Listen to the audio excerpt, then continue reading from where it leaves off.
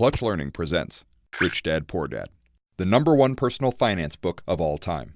Learn the lessons of Robert Kiyosaki and his two dads, his own highly educated but financially unknowledgeable father, and the future billionaire 8th grade dropout father of his closest friend. The Clutch Learning edition of Rich Dad, Poor Dad will use excerpts from the best-selling Rich Dad, Poor Dad book, as well as games, interactive lessons, and videos inspired from the book. Through these lessons and activities, you can learn how to recognize assets and liabilities, how to separate what you do from who you are, the techniques of optimizing taxes and asset protection, how fear and intelligence guide your financial future, why working for money is foolish, and how to develop the mindset and spirit to achieve financial freedom. Welcome, and remember to have fun learning. All right, folks, here's where we explain the rat race.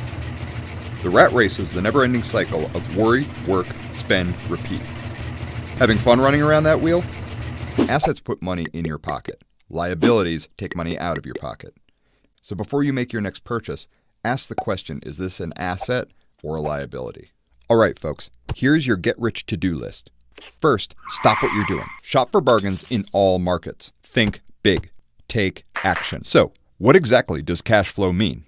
No, it's not working for a paycheck. Cash flow is what's known as passive income. Cash flow is when money works for you.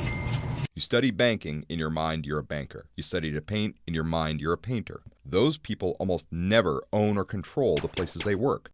It's okay to be good at your profession, but it isn't financial freedom. The rich don't pay taxes. Okay, fine, they pay less taxes, way less than the poor and middle class.